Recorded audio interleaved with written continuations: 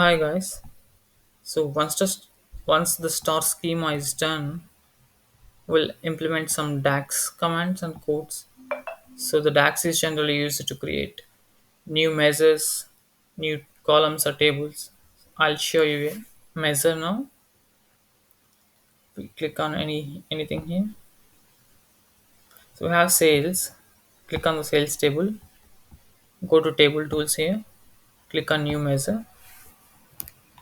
For example, if you want to calculate the sum of all the sales until now, you can simply name it whatever you need. I'm naming as total sales is equals to, this is the DAX command, and you need to enter the column name.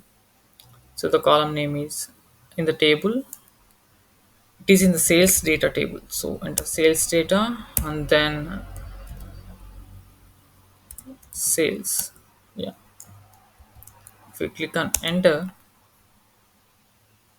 the sales will be created like this. And I'll show you one more thing. I'll show you about the M language as well. So for using M, you need to go to the Power Query editor. So we need to click on transform data. So once it is done, you need to go to the add column. So I'll explain you what I'm adding now. If you see here, the profit has negative values. I am trying to separate only the positive values and I will name it as absolute profit. So click on custom column. You'll get this. I'm naming it as absolute profit, and then you need to give the command if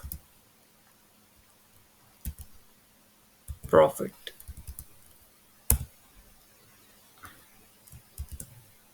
yeah, if profit is greater than 0,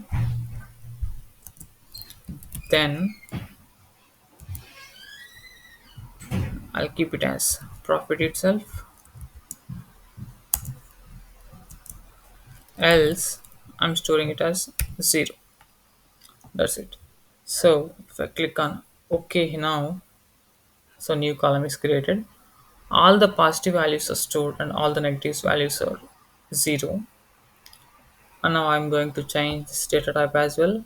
I'm keeping this as decimal number because it is decimal. So now you need to go to home, close and apply. In the similar way, you can use DAX and M language and create as many as measures and as many as tables that you want to use in your visuals. So I have created like this in my Power BI report. In the next video, I'll show you how to visualize and organize the data. Thank you.